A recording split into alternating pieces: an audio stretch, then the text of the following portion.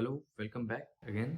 इस वीडियो में हम पढ़ेंगे जो भारतीय साक्ष्य अधिनियम का जो कोर है, जो कोर एस्पेक्ट जो सबसे ज़्यादा इम्पोर्टेंट है वो है पार्ट 4। वो पार्ट 4 के अंदर क्या क्या आता है पहले हम ये डिस्कस करना चाहिए हमें। पार्ट 4 जो है हमारा वो ऐसे डिवाइड होता है हमारा स्ट्रक्चर। पहले हमारा क्या है, प्रूफ से रिलेटेड है। ये सेक्शन 104 से लेकर के सेक्शन 120 तक है। फिर जो सब ये इम्पोर्टेंट टॉपिक है और इससे कम इम्पोर्टेंट थोड़ा है स्टॉपल सेक्शन 121, सेक्शन 122, सेक्शन 123। फिर इसके बाद एक बहुत ज़्यादा इम्पोर्टेंट टॉपिक विटनेसेस, सेक्शन 124 से लेकर के section 139। Examination of witnesses, section 140 से सेक्शन 168।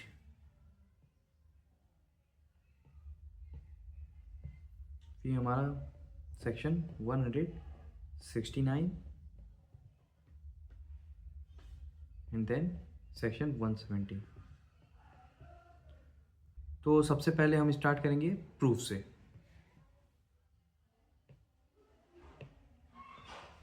प्रूफ प्रूफ प्रूफ और प्रूफ दोनों डिफरेंस ये है। प्रूफ मीन्स एविडेंस और प्रूव मीन्स किसी को प्रूव करना, किसी चीज़ को प्रूव करना। क्या हो जाएगा यहाँ पर, PROVE प्रूव।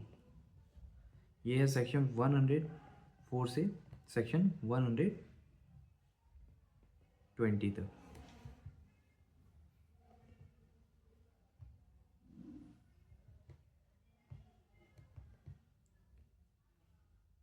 ठीक, तो सेक्शन 104 से सेक्शन 120। तो अब हम स्टार्ट करते हैं सेक्शन 104। सेक्शन 104 हमारा जो डील्स करता है वो डील करता है बर्डन ऑफ प्रूफ के ऊपर। बर्डन ऑफ प्रूफ आखिर होता क्या है, तो section 104, whoever desires any court to give judgment as to any legal right or liability dependent on the existence of facts which he asserts must prove that those facts exist, and when a person is bound to prove the existence of any fact it is said that the burden of proof lies on that person। इसका मतलब क्या है, अगर आप चाहते हैं कि court को आपके फेवर में जजमेंट देना तो बर्डन ऑफ प्रूफ आप पर ही लाइज करता है। तो बहुत इंपॉर्टेंट एक केस है, जैसे कि पहले क्या होता था, बर्डन ऑफ प्रूफ हमारा अक्यूज्ड पे होता था कि वो प्रूव करे कि वो इनोसेंट है। लेकिन एक केस आता है हमारा वुलमिंगटन वर्सेस पब्लिक प्रोसिक्यूटर। ये एक लैंडमार्क जजमेंट है जिसमें ये बोला गया कि burden of proof always lies on victim to prove the accused that the accused has committed an offense and it must, what is the standard क्या होगा उस प्रूव करने का, वो हम लोग का होगा बियॉन्ड द रीजनेबल डाउट। तो कई तरीके के स्टैंडर्ड्स होते हैं, जैसे कि beyond shadow of doubt, preponderance of probability. हमें क्या रखना है, हमें ये रखना है प्रोसिक्यूशन के ऊपर बर्डन ऑफ प्रूफ होता है कि वो प्रूव करे बियॉन्ड रीजनेबल डाउट। और अक्यूज्ड के पास हमेशा जो बर्डन ऑफ प्रूफ जो होता है क्रिमिनल केसेस में वो होता है प्रीपोंडरेंस ऑफ प्रोबेबिलिटी। मीन्स अगर वो सिर्फ और सिर्फ एक डाउट भी अगर क्रिएट कर दे प्रोसिक्यूशन के थ्योरी में तो बेनिफिट ऑफ डाउट अक्यूज को मिलता है और वो रिलीज हो जाता है। तो यहाँ पर एक केस लॉ का भी मैं एक सीरीज बाद में लाऊंगा। तो अभी तो हम ये रीड कैसे करना है भारतीय साक्ष्य अधिनियम और याद कैसे करना है ये हम पढ़ रहे हैं। तो बर्डन ऑफ प्रूफ ये हमारा सेक्शन 104 में बर्डन ऑफ प्रूफ पूरे केस का जो बर्डन ऑफ प्रूफ जो होल एज अ होल जो बर्डन ऑफ प्रूफ वो होगा किसके ऊपर, वो उस पार्टी के ऊपर होगा जिसे ये प्रूव करना है, मतलब इनडायरेक्टली बोलना चाहता है प्रोसिक्यूशन के ऊपर होगा। तो ये हमारा बर्डन ऑफ प्रूफ इसे बोलते हैं।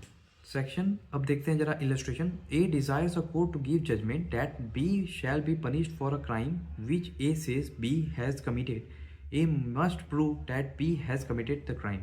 तो बर्डन ऑफ प्रूफ किसके ऊपर है यहाँ पर? ए के ऊपर है। A desires a court to give judgment that he is entitled to certain land in the position of B by reason of facts which he asserts and which B denies to be true. A must prove the existence of those facts. A को अगर case जीतना है तो ए के ऊपर burden of proof है कि वो प्रूव करे कि यहाँ पर जो प्रॉपर्टी जो है ताकि वो प्रूव करे, एविडेंस लाए और वो अपने फेवर में जजमेंट ले जाए। अब देखते हैं यहाँ पर सेक्शन 105 ओनर्स ऑफ प्रूफ क्या होता है। सेक्शन 105 हमारा owners of proof on home the burden of proof lies. Owners of proof जो होता है, ये देखिए बर्डन ऑफ प्रूफ और ओनर्स ऑफ प्रूफ में यही अंतर होता है। बर्डन ऑफ प्रूफ आपका शिफ्ट नहीं होता, लेकिन ओनर्स ऑफ प्रूफ आपका शिफ्ट होता है। जैसे ए के ऊपर, ए जो प्रोसिक्यूशन है, प्रोसिक्यूशन के ऊपर बर्डन ऑफ प्रूफ है कि वो प्रूव करे बियॉन्ड रीजनेबल डाउट कि बी ने अपराध किया है, ऑफेंस किया है। लेकिन अगर बी को सजा दिलाना है तो ए को प्रूव करना ही पड़ेगा कि बी ने किया है। अब बी यहाँ पर क्या हो जाता है, बी यहाँ पर प्रूव कर देता है कि मैंने एलिबाई प्ली ऑफ एलिबाई, मतलब मैं तो यहाँ पर जिस समय ऑफेंस हुआ उस समय तो था ही नहीं, मैं मौजूद ही नहीं था उस शहर में। तो नॉर्मली अब बर्डन ऑफ प्रूफ हमारा शिफ्ट हो जाता है ए के ऊपर, फिर से ओनर्स ऑफ प्रूफ शिफ्ट हो जाता है ए के ऊपर। ए के ऊपर शिफ्ट हो जाता है कि अगर वो प्रूव नहीं कर पाता है कि यस ये एलिबाई गलत है, तो केस किसके फेवर में हो जाएगा? बी के फेवर में, क्योंकि उसने एक डाउट क्रिएट कर दिया है। तो ये ओनर्स ऑफ प्रूफ हमेशा शिफ्ट होता रहता है। अगर ये ओनर्स ऑफ प्रूफ जिस पार्टी के ऊपर आया है, बाहर आया है कि इस फैक्ट को प्रूव करो, अगर वो प्रूव नहीं करता है तो वो केस हार जाता है। तो ये डिफरेंस होता है। वहीं बर्डन ऑफ प्रूफ में अगर आपको केस जीतना है तो आपको प्रूव करना होगा, लेकिन ओनर्स ऑफ प्रूफ में अगर आप नहीं करते हैं प्रूव तो आप केस हार जाते हैं। The burden of proof in a suit और proceeding lies on that person who would fail if no evidence at all were given on either side. अब यहाँ पर आता है section 106 burden of proof as to particular fact. The burden of proof, वहाँ पर section 104 में हम लोगों ने पढ़ा बर्डन ऑफ प्रूफ, जो कि पूरे as a whole burden of proof था। अब फिर यहाँ पर अब हम लोग क्या पढ़ते हैं, अब हम पढ़ेंगे यहाँ पर सेक्शन 105 में ओनर्स ऑफ प्रूफ। फिर सेक्शन 106 में हम फिर से पढ़ते हैं एक बर्डन ऑफ प्रूफ, लेकिन ये एक पर्टिकुलर फैक्ट का बर्डन ऑफ प्रूफ है। Burden of proof as to particular fact. The burden of proof as to any particular fact lies on the person who wishes the court to believe in its existence unless it is provided by any law that the proof of that fact shall lie on any particular person. अगर किसी fact को आप prove करना चाहते हो तो burden of proof आपके ऊपर ही लाई करता है। A prosecutes B for theft, wishes the court to believe that B admitted the theft to C. A must prove the admission. B wishes the court to believe that at the time of the questioning he was elsewhere. He must prove it. मतलब जो जो अपना part, अपना story prove करना चाहते हैं कि मैं सच बोल रहा हूँ, उनको अपना खुद का एविडेंस लाना पड़ेगा और वो प्रूव करना पड़ेगा कि वो सच बोल रहे हैं। वो ये बात प्रूव करना चाहते हैं कोर्ट में। कोर्ट में आपको किसी भी बात को प्रूव करने के लिए एक एविडेंस की ज़रूरत पड़ती है, तो वही एविडेंस यहाँ पे बात की जा रही है, लेकिन एज अ पर्टिकुलर फैक्ट का। तो यहाँ पर क्या है, जो मैंने बताया था एलिबाई का, दो प्ली ऑफ एलिबाई, वो इसी के अंदर प्रूव किया जाता है। ये burden of proof as to the particular fact है कि आप उस समय, उस ऑफेंस जिस समय कमिट किया गया था उस समय आप मौजूद नहीं थे, तो यहाँ पे इसको बोलते हैं burden of proof as to particular fact. अब देखते हैं सेक्शन 107। सेक्शन 107 जो है हमारा, तो हम लोगों ने क्या पढ़ा, burden of proof, onus of proof, burden of proof as to particular fact. फिर सेक्शन 107 पढ़ते हैं burden of proving the fact to be prove to make evidence admissible. Burden of proving any fact necessary to prove in order to enable any person to give evidence of any other fact is on the person who wishes the court to give such evidence. मतलब किसी एक fact को prove करने के लिए आपको किसी दूसरे फैक्ट को प्रूव करना पड़ेगा पहले, तो इसे कहते हैं, ये सेक्शन 107 के अंदर है। जैसे कोई आदमी मर चुका है, ये आप फैक्ट प्रूव करना चाहते हैं, तो आपको सबसे पहले उसका जो डेथ सर्टिफिकेट जो होता है वो प्रूव करना पड़ेगा कोर्ट के सामने। तो ऑटोमेटिकली सेकंड फैक्ट प्रूव हो जाएगा कि वो मर चुका है। और इलस्ट्रेशन देखते हैं। A wishes to prove a dying declaration by B. अगर आप किसी का डाइन डिक्लेरेशन अगर आप देना चाहते हैं कोर्ट में, तो सबसे पहले आपको ये प्रूव करना पड़ेगा कि वो मर चुका है। तो ये मर चुका है, ये आप प्रूव करोगे डेथ सर्टिफिकेट से, और उसका डाइन डिक्लेरेशन आप प्रूव करोगे, जो डाइन डिक्लेरेशन जो रिकॉर्ड किया गया है। A wishes to prove by secondary evidence the content of lost document. कोई डॉक्यूमेंट अगर देखा जाए तो डॉक्यूमेंट जो होती है हमारी, सेक्शन 56, 57, 58, 59, 60, सेक्शन 60 में जो हमारा है वो सेकेंडरी एविडेंस किस किस समय दिया जा सकता है, वो सारे क्लॉज लिखे गए हैं। टोटल क्लॉज है मेरे ख्याल से 7 क्लॉज इन टोटल। तो उन 7 क्लॉज में जो उसके बाहर का आप किसी तरीके से आप किसी अलग तरीके से एडिशनल क्लॉज अपने से ऐड करके सेकेंडरी एविडेंस नहीं दे सकते। सेकेंडरी एविडेंस सिर्फ और सिर्फ जो क्लॉजेज दिए गए हैं साथ उसी में दे सकते हैं। तो यहाँ पर आप सिर्फ उन्हीं फैक्ट्स का उन्हीं डॉक्यूमेंट्स का जो मेंशन्ड है उस 7 क्लॉजेज में, उन्हीं का सिर्फ और सिर्फ सेकेंडरी एविडेंस आप देते हो। तो अगर आपको देना है सेकेंडरी एविडेंस, तो सबसे पहले आपको प्रूव करना पड़ेगा कि उसका जो प्राइमरी एविडेंस जो है, या तो वो खो चुका है, या तो वो अपोजिट पार्टी के पोजीशन में है और वो दे नहीं रहा है, जबकि हम नोटिस देते हैं तब फिर भी वो दे नहीं रहा है, क्योंकि सेक्शन 54 के अंदर नोटिस दिया जाता है। और तो जाकर के हम लोग उस चीज़ का सेकेंडरी एविडेंस देते हैं। तो सबसे पहले तो आपको प्रूव करना होगा कि वो डॉक्यूमेंट जो प्राइमरी एविडेंस जो मैं देना चाहता हूँ वो एग्जिस्ट नहीं कर रहा है, क्योंकि ये कुछ शर्तें हैं, ये कंडीशन है जिसके कारण मैं प्रस्तुत नहीं कर पा रहा हूँ। तब जा करके आप उस चीज़ का सेकेंडरी एविडेंस देने के लिए एलिजिबल हो जाते हैं, कोर्ट परमिशन देता है। लॉ हमेशा चाहता है कि आप बेस्ट एविडेंस उसे दें, तो इसीलिए primary evidence is more preferred over secondary evidence. Burden of proving that the case of accused with in exception. तो 7 कैसे याद होगा? 7 को आप नॉर्मली ऐसे याद रख लो कि सेक्शन 7 है, तो ये जैसे स्टेप जैसा नहीं लग रहा है, ये ऐसे, ये देखिए ये नहीं लग रहा है स्टेप जैसा। तो एक फैक्ट को प्रूव करने के लिए आपको दूसरा फैक्ट प्रूव करना पड़ेगा। तो यहाँ पे ऐसे ऐसे ऐसे, ठीक। और फिर सेक्शन 108 जब पढ़ते हैं, तो सेक्शन 108 में हम देखेंगे एक्स को याद रखेंगे। Burden of proving that case of accused come with in exception. मेरा केस किसी एक्सेप्शन में फॉल करता है, कोर्ट ये प्रिज्यूम करता है अपोजिट में कि आपका केस नॉर्मल है और आप किसी जनरल एक्सेप्शन में फॉल नहीं करते। तो इसीलिए बर्डन ऑफ प्रूव कि आप किसी एक्सेप्शंस में फॉल करते हैं वो आपके ऊपर होता है, आप प्रूव करेंगे।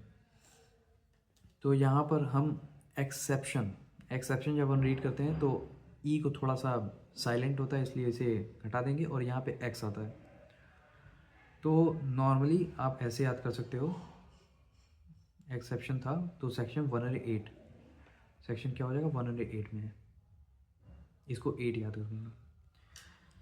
Burden of proving that case of accused come with in exception. When a person is accused of any offense, the burden of proving that existence of certain circumstances bringing the case within any of the general exception in the Bharatiya Nyaya Sanhita or any special exception or proviso contained in any other part of said Sanhita or in any other law defining the offense is upon him. The court shall presume the absence. Court यहाँ पे opposite में क्या presumption लेता है कि आप किसी भी तरीके से जनरल एक्सेप्शन में फॉल नहीं करते हो, क्योंकि अगर कोर्ट ऑटोमेटिकली जनरल एक्सेप्शन में आपको मान लेगा, जनरल एक्सेप्शन का मतलब होता है कि अगर आप उसमें फॉल कर जाते हो तो आपके ऊपर कोई भी क्रिमिनल लायबिलिटी नहीं आती है और आप आराम से रिलीज़ हो जाते हो, डिस्चार्ज या फिर एक्विटल हो जाता है। तो कोर्ट नॉर्मली ऐसा क्यों करेगा? ये तो आपके ऊपर बर्डन ऑफ प्रूफ होगा कि आप प्रूव करो कि आप अनसाउंडनेस ऑफ माइंड से पीड़ित थे at a time of the commission of the offence, या फिर आपको किसी ने फोर्सफुली एल्कोहल दे दिया था जिससे आपने ऑफेंस कमिट कर दिया है जो कि आपके अगेंस्ट विल था, या विदाउट एनी नॉलेज। तो ये सारा का सारा आपके ऊपर बर्डन है कि आप प्रूव करें. So P is accused of murder. Alleges that by the reason of unsoundness of mind, he did not know the nature of the act. The burden of proof is on A. A, accused of murder, alleges that by grave and sudden provocation, he was deprived of the power of self-control, and the burden of proof is on A. वही है कि ये भी हम लोग का grave and sudden provocation जो है ये आपका एक एक्सेप्शन के अंदर आ जाता है. सेक्शन 302 जो था वो हमारा आईपीसी का था, जो मर्डर हमारा पनिशेबल ऑफेंस था. अब नए वाले में हमारा सेक्शन 103 भारतीय न्याय संहिता है. ये पहला ही एक्सेप्शन हमारा था ग्रेव एंड सडन प्रोवोकेशन. अगर आप ग्रेव एंड सडन प्रोवोकेशन में फॉल करते हो तो आप यहाँ से 302 से निकल करके आप हो जाते थे 304, जो कि यहाँ पे culpable homicide not amounting to murder था. क्योंकि ये जो मर्डर जो है इसका ऑफेंस का जो पनिशमेंट था वो डेथ सेंटेंस और लाइफ इम्प्रिजनमेंट था, और इसका जो था up to 5 years to life imprisonment था. ठीक, तो ऐसे ही हम देखेंगे. हो सकता है लाइफ इम्प्रिजनमेंट ये थोड़ा सा मुझे कन्फ्यूजन होता है, लेकिन यहाँ पे ये है कि लाइफ इम्प्रिजनमेंट और अप टू 10 years ये आपका सेक्शन 304 क्लॉज 1 में था. क्लॉज 2 में अप टू 10 years. ठीक, तो ये हम लोग का हो जाता है. और तो ऐसे ही सेक्शन ये इलस्ट्रेशन एक और देखेंगे. सेक्शन 117 भारतीय न्याय संहिता 2023. यहाँ पर भी हम लोग का ये जनरल एक्सेप्शन के अंदर फॉल करता है तो बर्डन ऑफ प्रूफ आपके ऊपर होगा कि आप प्रूव करें, क्योंकि ये जनरल एक्सेप्शन एक बेनिफिट है जो आपको क्लेम करने के लिए आपके ऊपर बर्डन ऑफ प्रूफ आएगा ही. Burden of proving the fact especially within the knowledge. When any fact is especially within the knowledge of any person, the burden of proving that fact is upon him. Burden of proving fact especially within knowledge. ये देखो, याद करने का तरीका क्या है. ये ई को पकड़ लेना और यहाँ पर 9 बना लेना. और सेक्शन 109 उसका क्या था, उसका था यहाँ पर हम लोग एक्स को पकड़ेंगे और यहाँ पे एक्स से 8 बनाएंगे. सेक्शन 108 और ये section 109. Burden of proving fact especially with in knowledge. When any fact is specially within the knowledge of any person, the burden of proving that fact is upon him. तो normally अगर किसी के पास अगर कोई special knowledge है तो burden of proof उसी के ऊपर होगा कि वो प्रूव करे. फॉर एग्जाम्पल एक आरुषि तलवार जो केस था, या फिर छोड़िए उसको कभी और डिस्कस करूँगा. जैसे उसी से एग्जांपल रिलेटेड ले लेता हूँ. अगर किसी पर्सन ने कोई रूम है जिसमें 2 आदमी हैं और रूम बाहर से लॉक्ड है, एक आदमी मरा पाया जाता है और दूसरा आदमी जिंदा होता है, तो नॉर्मली सबसे अच्छा सेंटर ऑफ हमारा जो एविडेंस का जो सेंटर होगा वो कौन पर्सन होगा, जो उस रूम में उस समय विक्टिम के साथ था. तो बर्डन ऑफ प्रूफ उसके ऊपर शिफ्ट होगा कि वो प्रूव करे सर्कमस्टांसेस आखिर क्या हुआ यहाँ पर. तो उससे अच्छा कोई एविडेंस है ही नहीं. तो फिर when any fact is specially within the knowledge of any person, the burden of proof shift upon him. Illustration देखते हैं. When a person does an act with some intention other than that which the character and the circumstances of the act suggest, the burden of proving that the intention is upon him. A is charged with traveling on a railway without a ticket. The burden of proving that he had a ticket is upon him. अब उसके अलावा किसी और के पास तो knowledge नहीं होगा कि कौन से पॉकेट में होगा उसके टिकट, या फिर पुलिस ऑफिसर देख के समझ जाएगा कि यार उसके लेफ्ट पॉकेट में होगा. ये बर्डन ऑफ प्रूफ उसी के ऊपर होगा जो उस पॉकेट का डायरेक्ट इंचार्ज है, तो आप वो पर्सन खुद होगा. तो सेक्शन 110 क्या होता है, burden of proving death of person known to have been alive within 30 years. ये दो सेक्शंस हमारे बहुत ज़्यादा टेक्निकल है। ये सेक्शन 110 और सेक्शन 111 इन दोनों का सीक्वेंस बहुत ज़्यादा इंपॉर्टेंट है। क्यों सेक्शन 111 पहले नहीं रखा गया और सेक्शन 110 बाद में क्यों नहीं रखा गया? क्योंकि सेक्शन 110 जो बोलता है वो बर्डन ऑफ प्रूविंग डेथ, ये बर्डन ऑफ प्रूविंग डेथ का बर्डन है। मतलब कि कोई पर्सन मरा है तो बर्डन ऑफ प्रूफ आपके ऊपर है कि आप प्रूव कर रहे हो कि वो पर्सन मर चुका है। तो इसका मतलब ये हुआ कि लॉ हमेशा फेवर करता है कि आप जिंदा हैं, जब तक कि कोई पार्टी आकर के प्रूव नहीं कर सकता कि जो फैक्ट जो पर्सन है वो मर चुका है। अगर 30 साल तक के अंदर आप कहीं भी देखे जाते हो तो लॉ प्रिज्यूम करता है कि आप जिंदा हो। तो यही लिखा हुआ है अलाइव। कोई पर्सन अगर 30 साल तक 30 साल से 1 साल पहले भी अगर देखा मिल गया जिंदा तो मान लिया जाएगा कि वो जिंदा है। अगर प्रूव करना है, अगर कोर्ट को समझाना है कि वो मर चुका है तो आपके ऊपर बर्डन ऑफ प्रूफ होगा कि आप प्रूव करिए कोर्ट को कि वो पर्सन मर चुका है bye putting the evidence. Similarly अगर आपने अब प्रूव कर दिया कि वो मर चुका है तो अब आते हैं सेक्शन 111 में। अब burden of proof opposite party के ऊपर शिफ्ट होगा कि वो पार्टी जिसको ऊपर जो सेक्शन में जो डिक्लेयर कर दिया गया है वो मर चुका है, एक्चुअली में वो जिंदा है। तो मतलब अब हमारा प्रूव हो चुका है कि वो पार्टी मर चुका है। अब सेकंड स्टेप में हम आते हैं तो पता चलता है कि वो पार्टी जिंदा है। तो बर्डन ऑफ प्रूफ क्या होगा? Burden of proof to prove by putting the evidence that person in question is actually alive, person वो जिंदा है। तो burden of proving that person is alive who has not been heard for 7 years। The question is whether a man is alive or dead, and it is proved that he has not been heard for 7 years by those who would naturally have been heard of him। अगर कोई person 7 साल तक सुना नहीं गया कि वो जिंदा है, उस पर्सन के द्वारा उन पर्सन्स के द्वारा जिसके पास जनरली उस पर्सन से रिलेटेड नॉलेज था, 7 साल तक वो कहीं भी मुझे जिंदा नहीं मिला, तो वो माना जाएगा कि वो मर चुका है। तो बर्डन ऑफ प्रूफ कि वो पर्सन जिंदा है उस पर्सन के ऊपर होगा जो वो प्रूव करना चाहता है कि नहीं ये एक्चुअली में जिंदा है। तो फिर ज़रा एक और बार वीडियो रिवाइंड करके देखेंगे तो समझ में आ जाएगा क्या समझाने की कोशिश कर रहा हूँ। ये स्टेप बाय स्टेप पढ़ेंगे तभी जा करके समझ में आएगा। अब आते हैं सेक्शन 112, 13, 14। 12 में जो होता है रिलेशनशिप है पार्टनर्स का, लैंडलॉर्ड्स का, टेनेंट्स, प्रिंसिपल एंड एजेंट्स का।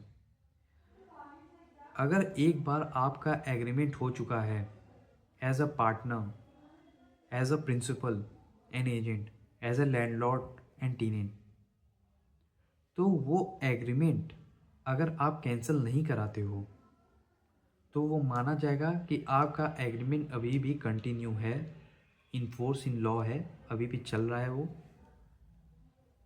When the question is whether the persons are partner, landlord, tenant और principal agent, it has been shown, सिर्फ आपको प्राइमा फेशी ही शोन करना पड़ेगा that they has been acting as such, कि वो ऐसे act कर रहे थे, वो पार्टनर लैंड और पार्टनर्स थे या फिर लैंडलॉर्ड टेनेंट थे, वो प्रिंसिपल और एजेंट की तरह एक्ट कर रहे थे।